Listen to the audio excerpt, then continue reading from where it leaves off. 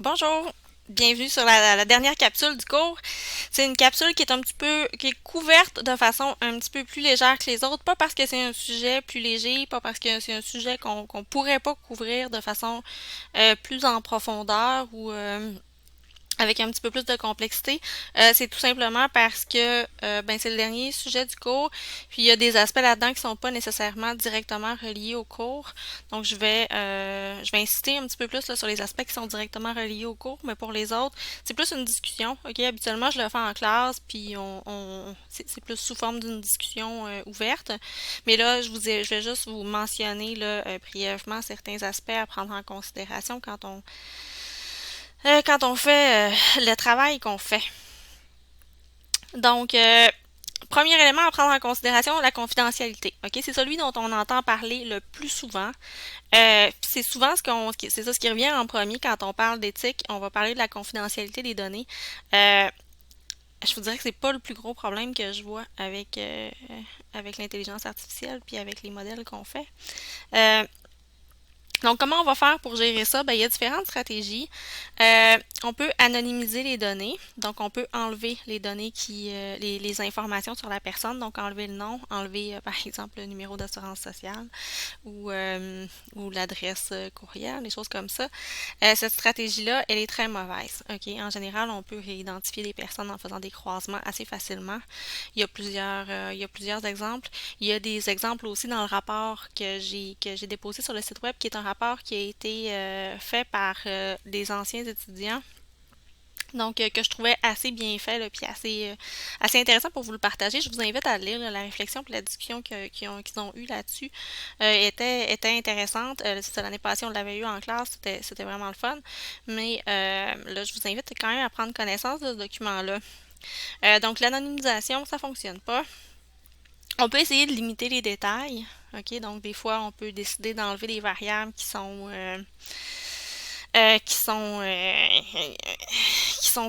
qui permettent plus facilement d'identifier les gens. On peut essayer de mettre les détails en catégories. Par exemple, plutôt que de donner directement le revenu dans une base de données, ben, on pourrait donner une catégorie de revenus, par exemple. Donc, ça fonctionne, ça fonctionne un petit peu mieux, mais c'est pas parfait. Donc, c'est minimal là, comme façon d'anonymiser les données. Ça, c'est pour quand on partage des données, par exemple, publiquement, là, évidemment, ou même quand on les donne, même dans une entreprise, là, dans les grosses entreprises, c'est pas tous les employés qui ont accès à toutes les informations sur les clients. Euh, En principe, là, évidemment, il y a toujours des situations problématiques qui peuvent arriver, mais tu sais, en principe, on va donner juste ce dont la personne a besoin pour faire son travail. Euh, Regrouper les catégories de faibles effectifs, ben ça aussi, c'est une façon d'essayer de garder un peu la confidentialité dans un jeu de données. Donc, c'est surtout quand on présente les résultats qu'on va faire ça. Donc, par exemple, si dans tout un jeu de données, ben, il y a juste une personne qui est une secrétaire, euh, puis tout le reste, c'est des professionnels, c'est des techniciens ou des cadres, ben évidemment, là, cette personne-là va être assez facile à identifier dans un jeu de données. Donc, ce qu'on pourrait faire, c'est la regrouper avec un autre cadre de profession, par exemple. Euh, donc, ça, c'est déjà un petit peu plus intéressant. C'est assez important quand on présente des tableaux de fréquences ou quand on fait de l'analyse des correspondances binaires, par exemple. Il faut vérifier là, ces morceaux-là pour bien regrouper les catégories de faibles effectifs. Ajouter du bruit dans les données. Donc, ajouter un bruit aléatoire dans le jeu de données, ça peut aider aussi. Ça fonctionne assez bien avec des données qui sont continues, un petit peu moins bien avec des données qui sont nominales. Puis finalement, ben, il y a toute la notion là, de la confidentialité différentielle qui est toute une stratégie là, pour il y a toutes sortes de modèles là, par rapport à ça sur vraiment là, comment créer presque des nouveaux jeux de données là, qui ressemblent beaucoup aux jeux de données initiales puis qui permettent de faire plein d'analyses intéressantes mais qui sont dans lesquelles c'est très très très difficile d'aller identifier une personne. Ok, cet aspect-là, la confidentialité de la différentielle, là, c'est tout un pan de recherche. Il y a une enseignante à l'Université Laval qui fait sa recherche là-dessus, c'est Anne-Sophie Charret. D'ailleurs, il y en a probablement parmi vous qui font leur mémoire ou leur essai sur ce thème-là, qui est super intéressant. Mais donc, je peux pas vous parler plus que ça parce que je le connais pas suffisamment bien, malheureusement. Donc, la confidentialité, c'est un des aspects. Il fallait que j'en parle euh, parce que ça fait partie des questions qu'il faut se poser quand on travaille avec des données, mais c'est probablement pas l'aspect qui est le plus problématique là, dans ce qu'on fait, en tout cas à mon avis. Euh, un des aspects qui est plus embêtant, c'est toutes les implications sociales de ce qu'on fait. Comment ils vont être utilisés, nos modèles? Ils vont servir à faire quoi exactement? Est-ce qu'ils respectent la loi aussi? Donc, c'est tout encore là une gamme de questions qu'il faut se poser quand on crée des modèles. Comment on va utiliser ça concrètement? Puis est-ce que l'utilisation qui va qui va en être fait est appropriée puis est vraiment utile pour la société? Euh, Là, moi, je suis pas une spécialiste de ça. Je suis ni une sociologue, ni une éthicienne, ni une juriste. Donc, je peux pas vous parler de ça plus que ça. Par contre, ce que j'ai décidé de faire, c'est que j'ai décidé de vous mettre sur le site web un document qui a été produit par le Centre d'éthique en recherche de l'Université de Montréal, si je me trompe pas, concernant les applications qu'on pourrait développer en utilisant de l'intelligence artificielle pour traquer les gens avec leur téléphone cellulaire pour limiter pour essayer du moins de limiter la pandémie avec le virus actuellement. Donc, j'ai trouvé que leur réflexion sur le thème était vraiment intéressante. Alors, je vous invite à aller la lire et à en discuter sur le forum. Maintenant, on va parler d'un des éléments que je connais mieux et qui est plus en lien avec le cours aussi, c'est celui de l'équité algorithmique. Donc, dans nos modèles en tant que tels, est-ce qu'on est équitable? On va commencer par s'attaquer à deux mythes que vous connaissez probablement. Premier mythe, c'est la machine apprend tout seul. Vous le savez, là, ce qu'il y a en arrière de ça, c'est des maths, puis c'est compliqué, puis, c'est pas nécessairement compliqué, mais c'est des maths, c'est de l'estimation de paramètres. C'est de l'estimation de paramètres, oui, basée sur, qui utilise beaucoup la puissance de calcul des ordinateurs, mais l'ordinateur apprend quand même pas tout seul, là. C'est nous qui expliquons comment il faut qu'il apprenne. OK? Il apprend pas tout seul. Donc ça, c'est faux. Et le deuxième mythe, c'est objectif parce que c'est basé sur des données. Ça aussi, c'est faux. OK? Le jeu de données peut être biaisé, notre façon de construire le modèle peut être biaisée, puis sans que ce soit nécessairement, c'est pas nécessairement la personne qui construit le modèle qui se dit ah, je vais construire un modèle qui va être biaisé. Non, c'est pas ça qu'on se dit. Mais parfois, de différentes façons, là, il y a des sources d'inéquité qui peuvent se glisser dans nos modèles sans vraiment que ce soit conscient. OK?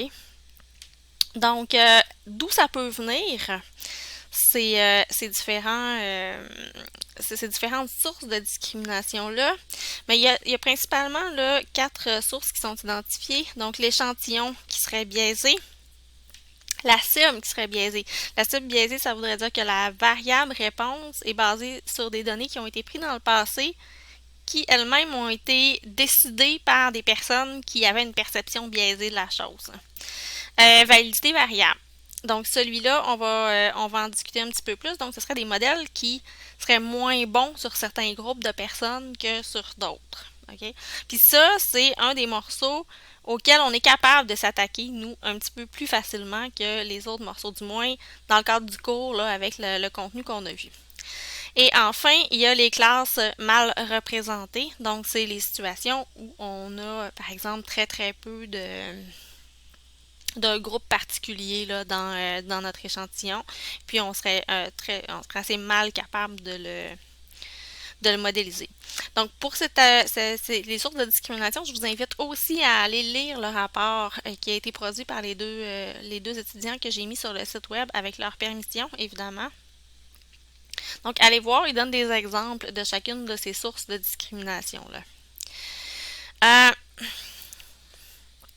OK, un autre mythe auquel on va s'attaquer, c'est celui de mon modèle ne peut pas être sexiste car je n'ai pas utilisé le genre pour le construire. On va entendre dans le même ordre d'idée, là, on va entendre ben non, le modèle il est pas raciste, j'ai pas demandé la race des gens dans mon questionnaire, par exemple. OK? Puis j'ai basé mon modèle sur un questionnaire. Euh, c'est pas vrai, ça c'est pas aussi simple que ça à régler comme problème parce que souvent en fait l'information va se retrouver un peu cette variable-là va être corrélée à d'autres variables dans notre jeu de données. Donc on va finir par le modèle finit par détecter là, ces variables-là. Un exemple, c'est supposons qu'on voudrait créer un modèle qui serait pas raciste, on enlevait l'ethnicité, l'origine ethnique d'une personne. On pourrait même prendre la peine d'enlever la langue, ok, parce que la langue, évidemment, même si tu enlèves l'origine ethnique, mais si tu gardes la langue ou la langue maternelle, ça se peut que ce soit ça se peut que ce soit relié hein, à l'origine ethnique. Même si on enlève ces deux-là qui sont assez bien connus, si on conserve par exemple le code postal, ben, il y a des endroits dans le monde où vraiment il y a des zones là, qui sont vraiment associées à des origines ethniques en particulier. Donc, finalement, on a l'origine ethnique dans notre modèle là, quand on fait quelque chose comme ça. Euh, donc, bref, juste enlever les variables qui sont sensibles. Je vais revenir sur cette définition-là. Ça suffit pas. Bon, ben, qu'est-ce qu'on peut faire avec ça maintenant? Euh, il y a présentement toute une littérature qui est en train d'éclore sur le sujet. Il y a différentes façons de traiter le problème. Puis on les regroupe en général en trois catégories, là, mais on pourrait faire d'autres regroupements que ça. Donc, il y a une des catégories, ça consiste à modifier notre échantillon avant. Donc, comme pré-traiter notre échantillon pour s'assurer qu'il dit ce qu'on a envie qu'il dise. Euh, la deuxième stratégie, ben, c'est de modifier le modèle après. OK? Donc ça, par exemple, un exemple de ça, c'est qu'on pourrait choisir d'aller changer le seuil auquel on va couper pour un 0, 1 ou aller modifier des coefficients dans un modèle de régression, par exemple. Donc on pourrait venir modifier le modèle après. Et l'autre élément qui est vraiment très intéressant, c'est d'aller modifier directement la fonction perte pour vraiment directement ajuster notre modèle sur ce qu'on veut chercher à minimiser pour vrai, mais en se donnant comme contrainte qu'on veut qu'il respecte certains critères d'égalité, si on veut. Et puis, c'est là-dessus qu'on va se pencher. Pour le reste, donc on va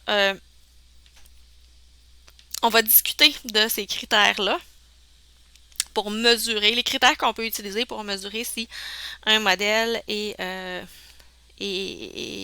discriminant ou pas. Donc, on va reprendre la notation qu'on avait depuis le début là, concernant Y ici, ça va être la valeur prédite par le modèle, mais convertie en 0,1. Donc, dans certains cas, là, on va plutôt utiliser là, le P-chapeau qui est la probabilité prédite par le modèle. Y, c'est notre vraie valeur qui a été observée. S, ça va être notre variable sensible. Donc, par exemple, ça pourrait être le genre ou ça pourrait être l'origine ethnique, mais ça pourrait être autre chose. Hein? On peut avoir un modèle qui discrimine sur autre chose. Là. Donc, on va considérer que c'est la modalité S de notre variable sensible qui est la modalité qui pourrait être discriminée. On fixe ça juste pour la notation. Là, on va considérer pour les explications qu'il y a juste deux modalités, là, mais ça pourrait s'appliquer à plusieurs modalités aussi. Alors, regardons un premier indicateur qui est la parité démographique. Et là, je fais une pause pour vous dire que c'est pas un domaine qui est encore qui est pas très, c'est un domaine qui est pas très mature encore. Donc les définitions puis les standards sont vraiment pas là. Donc vous allez voir que si vous cherchez un peu là-dessus, là, le vocabulaire est souvent utilisé différemment d'une fonction à l'autre, même d'un logiciel à l'autre, d'une fonction à l'autre. Dans différents écrits, les gens n'utilisent pas toujours le même vocabulaire. Donc, je vous mets ce que moi j'en ai retenu, mais à chaque fois que vous utilisez une fonction qui teste ce genre de choses-là, allez vraiment vérifier le code pour vous assurer qu'elle fait ça, là, parce que c'est ça, c'est pas constant, comme c'est pas encore constant. Alors, la parité démographique, c'est aussi ce qu'on appelle parfois le critère d'indépendance. Donc, c'est ce qu'on prédit est indépendant de notre variable de réponse. Donc, il n'y a pas de lien entre ce qu'on a prédit puis notre variable cible. Pardon. Donc, ce que ça veut dire, c'est que je vais prédire un 1 avec dans la même proportion, peu importe que je sois sachant que je suis dans S, dans petit s, ou sachant que je suis pas dans petit s. Donc, sachant que je suis dans ma modalité sensible ou que je suis pas dans ma modalité sensible. C'est pas un critère qui est très utilisé, puis c'est pas non plus un critère qui est le plus intéressant, là. Évidemment, on va le regarder, OK, quand on veut faire l'analyse correctement, on va le regarder. Mais il est un peu embêtant parce que ça veut nécessairement dire que dans notre échantillon, on est sûr qu'on avait ça. Qu'on avait la même proportion. Euh, donc ce morceau-là est un peu difficile. Et puis, ça pourrait même être le contraire. C'est possible qu'en fait, on devrait avoir une proportion plus grande. Mettons que le 1, c'est la valeur qui est positive, là, c'est ce qu'on veut. OK? Ben, mettons le 1 pourrait devoir être plus grand, en fait, même dans notre groupe sensible. Donc, c'est pas un critère qui est particulièrement intéressant. Encore une fois, ça dépend de ce qu'on fait. C'est possible que dans certains contextes, il faut vraiment réfléchir au contexte qu'on a. Il faut vraiment regarder l'interprétation des indicateurs puis se dire, OK, mais dans ce contexte-là précis, est-ce que c'est le bon indicateur? Puis c'est ça. Pour ça, il faut vraiment comprendre le contexte d'application du modèle, puis il faut vraiment comprendre les différents indicateurs qu'on a vus. Donc, il y a la parité démographique. L'autre élément, c'est la parité au niveau de l'exactitude. Donc, la parité de l'exactitude, c'est que, en gros, on va bien prédire dans la même proportion de fois dans les deux groupes. Donc, peu importe qu'on soit dans S ou pas dans S, donc dans la modalité sensible ou pas, on va bien classer l'observation dans la même proportion. Ici, là, il faut comprendre que c'est pas un très bon indicateur. Puis, je vais pas vous le dire tout de suite, on va regarder plus tard dans l'exemple que je vais vous faire. Vous allez comprendre pourquoi c'est pas le meilleur indicateur. Quoique ça peut être intéressant de le regarder, mais c'est pas non plus le meilleur indicateur. Donc, vous comprendrez que si on peut regarder l'exactitude comme ça dans dans les deux groupes, on peut aussi regarder le taux de faux négatif, le taux de faux positif dans les deux groupes pour voir si c'est la même chose. Et on peut regarder les autres indicateurs qu'on a vus. Donc, on a vu aussi la sensibilité du modèle.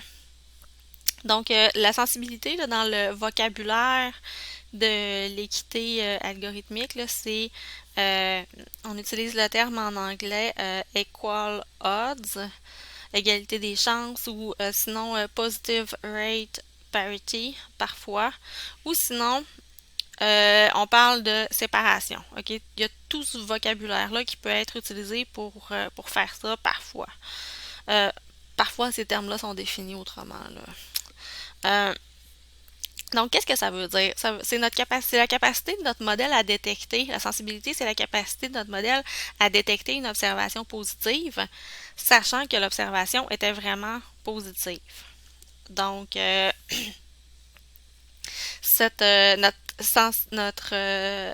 sensibilité de notre modèle, on veut qu'elle soit indépendante de notre variable sensible. Donc, on veut que, peu importe qu'on soit, si c'est par exemple pour être capable pour prédire pour décider si on va donner un prêt à quelqu'un ou pas, par exemple. Donc, pour décider de prédire si quelqu'un aurait dû lui prêter, on veut que que le modèle soit capable de le détecter aussi bien dans les deux groupes si la vraie valeur c'est 1. OK? Donc, on veut que dans les deux groupes, toutes les personnes qui ont une valeur positive aient autant de chances d'être détectées. Donc, ça s'appelle égalité des chances, mais dans certains cas, comme dans le cas de la récidive, ben, tu sais, la valeur positive, c'était 1. Donc là, c'était l'égalité des chances d'être détecté là, positivement comme étant un récidiviste. Dans le cas de la fraude, ce serait la même chose, là. Donc, c'est égalité des chances, mais il faut faire attention de ne pas l'interpréter comme on l'interprète dans le langage courant, là, parce que le 1, ça peut être quelque chose de pas nécessairement agréable. Euh, donc voilà pour l'égalité des chances. L'autre mesure qu'on a vue, c'est la précision. Donc on a vu aussi dans quel contexte on s'intéresserait plus à la précision, plus à la sensibilité. Donc cette mesure-là aussi devrait être indépendante, ben, selon le contexte toujours, mais on pourrait vouloir qu'elle soit indépendante de notre variable sensible. Euh,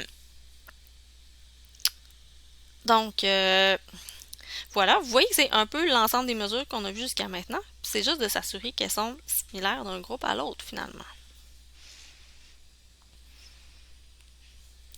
Alors, on va regarder ça avec un exemple concret là, qui est un jeu de données qui est assez connu, un jeu de données classique. Ça fait pas très longtemps qu'on utilise ça, mais c'est un jeu de données qui est fréquemment utilisé. Vous irez voir sur le site web, j'ai mis un exemple, un petit peu plus de détails là, dans un des liens sur ce cas-là en particulier. Donc, c'était un modèle qui a été créé aux États-Unis pour aider les juges à déterminer si une personne allait récidiver ou pas au cours des 2 prochaines années. Donc, je pense qu'il cherchait quelque chose de plus objectif. Euh, Puis en se disant que c'était basé sur des données et sur un modèle, c'était basé sur des vraies données et sur un vrai modèle. Puis il n'y a personne qui a créé le modèle en se disant on va discriminer quelqu'un là. C'était pas volontaire de la part des gens qui l'ont fait. Mais en gros, le modèle fait en sorte que si t'es noir, ben tu vas récidiver. Puis si t'es blanc, ben on pense que tu vas pas récidiver. OK. Je l'exagère un peu, mais vous irez voir les exemples sur le site web, puis vous allez voir que euh, c'est pas des décisions qu'un être humain avec un peu de jugement aurait pris, là. Euh, mais c'est parce que c'était un modèle, on pensait que ça allait être plus objectif. Mais visiblement, les données qu'on avait étaient des sources de discrimination, en fait. Alors, regardons ce que ça a donné avec ce modèle-là. En premier, je vais vous parler de la librairie qu'on va utiliser pour le faire. Vous allez voir, ça va être très facile à faire. Bon, c'est des indicateurs qui sont pas très compliqués, puis le concept n'est pas compliqué, là. On compare les indicateurs dans nos deux groupes.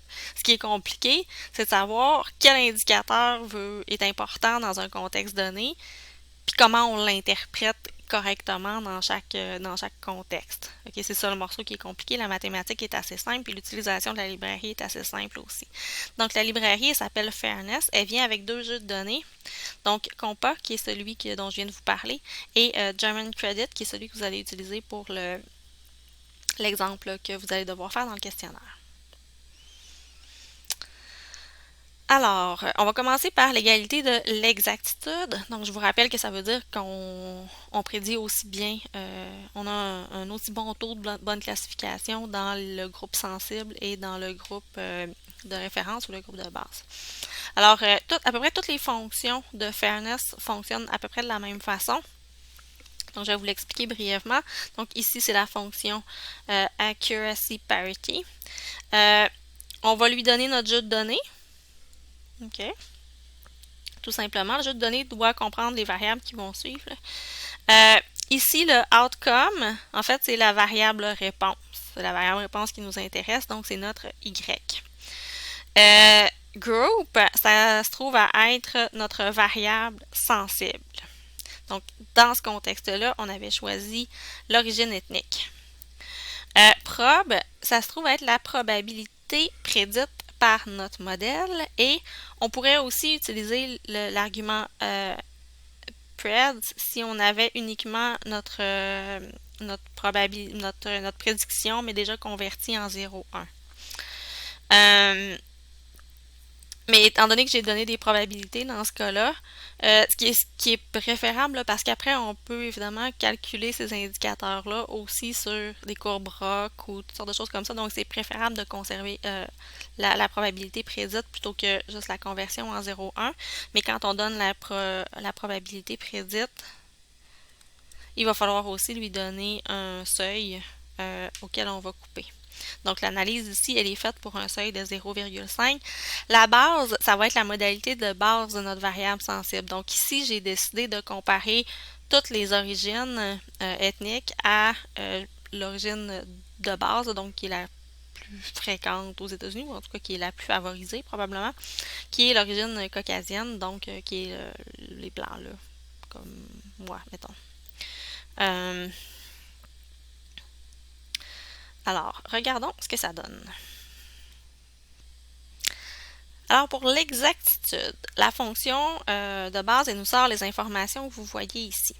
Alors là, vous voyez ma modalité de base qui était les Caucasiens.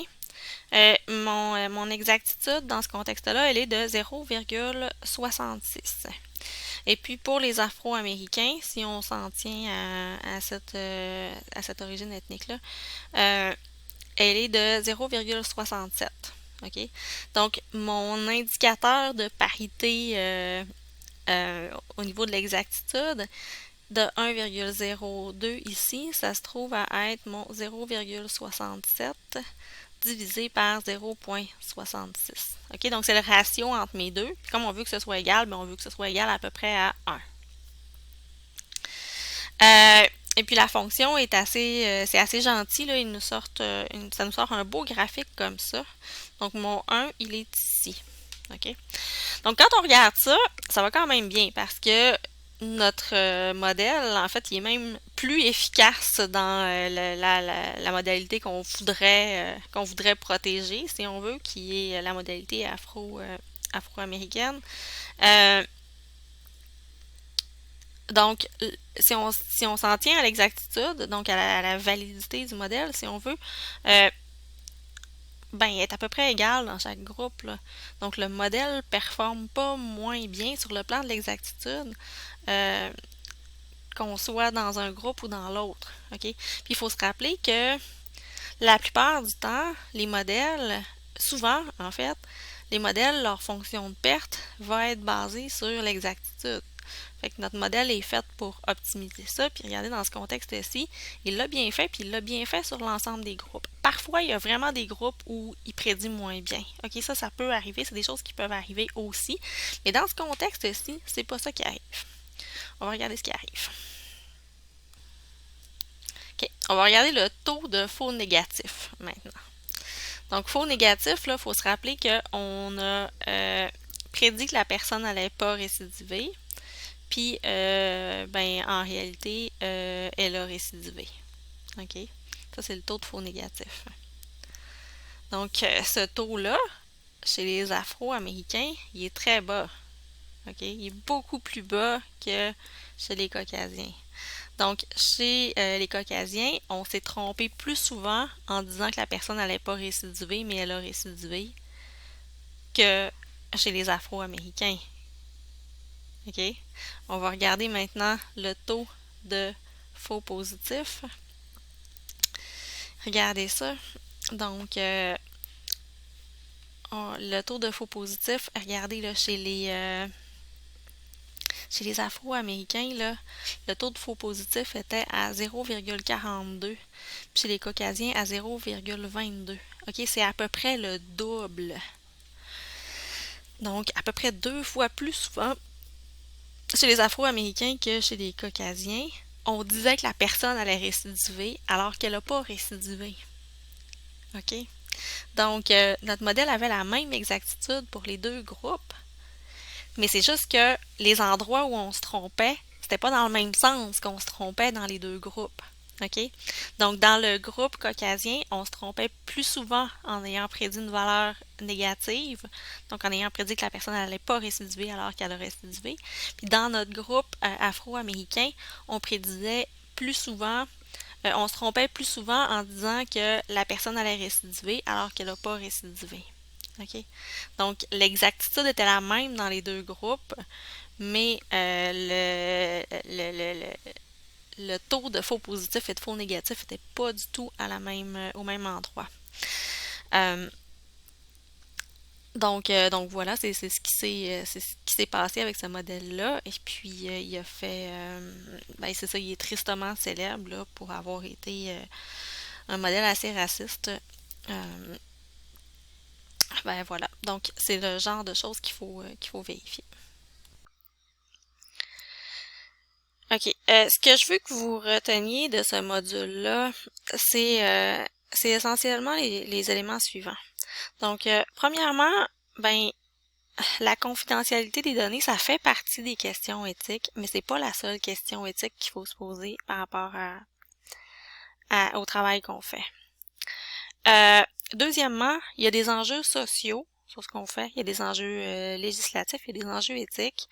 Euh, je suis malheureusement pas en mesure de vous en parler, mais je voudrais que vous gardiez en tête que euh, on peut pas si facilement se dire que c'est pas notre job de faire ça. Il y a plusieurs chercheurs, il y a plusieurs profs qui même décident de pas couvrir ça dans leur cours ou de pas en parler du tout parce qu'ils se disent ben c'est pas nous qui décidons de ça, c'est pas nous qui décidons des modèles qui vont être faits, puis c'est pas nous qui prenons des décisions, donc c'est pas vraiment notre job de faire ça. Je pense que c'est une façon un peu facile de s'en sortir. OK? Moi, je pense qu'il faut réfléchir à ce qu'on fait, il faut réfléchir aux implications sociales de ça, même si on n'est pas nécessairement des spécialistes de ça. Il faut au moins se pencher avec les spécialistes sur ces questions-là. Puis il faut respecter aussi ces spécialistes-là qui ont étudié ce genre de questions-là longtemps. Euh, Puis le troisième élément, c'est que on peut intervenir d'une certaine façon. On peut intervenir dans notre façon de construire le modèle, mais on peut intervenir aussi dans notre façon d'évaluer le modèle. Donc, je veux que vous reteniez que d'évaluer un modèle uniquement sur la base du taux de bonne classification ou de l'air sous la courbe ROC, comme ce qui est très valorisé présentement, là, par exemple dans les concours Kaggle ou ce genre de choses-là, où les gens affichent des médailles de concours de performance en taux d'exactitude parce qu'ils sont allés chercher 0,001% de plus dans l'exactitude de leur modèle. Euh, c'est pas ça, évaluer un modèle, OK? Pour évaluer un modèle, il y a plusieurs questions à se poser. Il faut savoir exactement c'est quoi l'indicateur qui nous intéresse. Souvent, il faut évaluer notre modèle sur plusieurs indicateurs. Puis autant que possible, si c'est le cas, prendre en compte les questions éthiques. On est capable de le faire. On est capable d'utiliser les indicateurs qu'on a puis les outils qu'on a pour ne serait-ce que détecter certains problèmes puis peut-être en parler. C'est vrai que dans bien des cas, on n'est pas décisionnel sur ce qui se fait ou ce qui se fait pas avec les modèles qu'on va faire. Nous, on produit les modèles puis après la décision, elle se prend à un autre niveau. Mais si au moins on est capable d'avertir un gestionnaire ou d'avertir l'utilisateur que potentiellement le modèle pourrait entraîner une certaine forme de discrimination sur certains groupes, ben c'est un rôle positif qu'on peut jouer assez directement puis assez facilement. Là, vous l'avez vu, les indicateurs sont pas très compliqués à regarder. Faut juste penser à le faire quand on fait un modèle. Ce que bien des gens ont pas pensé à faire dans le passé. Je pense qu'on y pense de plus en plus, mais c'est encore un sujet, c'est encore quelque chose d'assez méconnu là. Comme sujet. Donc, je veux que vous gardiez ça en tête. Je veux que vous reteniez que vous avez des outils pour au moins peut-être détecter le problème. Puis je vous dirais que dans bien des cas, si vous présentez ça à un gestionnaire, il va être vraiment content d'avoir l'information là, parce que même d'un point de vue strictement mercantile, là, je dirais.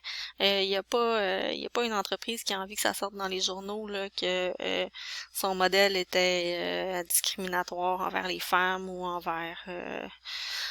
envers différentes nationalités. Donc on, on le fait oui d'un point de vue éthique, là, mais on peut même les gens qui s'en préoccupent moins pourraient être convaincus avec des arguments plus de marketing. Donc, c'est ça que je voulais que vous reteniez de ce volet-là. J'aurais aimé qu'on le fasse en classe puis qu'on en discute de façon un petit peu plus ouverte ensemble, où j'aurais pu vous donner plus d'exemples, mais là, malheureusement, la situation étant ce qu'elle est, vous allez devoir vous rabattre sur l'exemple d'analyse des enjeux sociaux sur les applications télématiques pour la COVID que j'ai mis sur le site web. Donc, j'ai hâte d'aller lire vos commentaires là-dessus.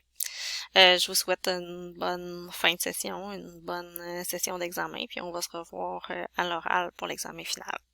Au revoir.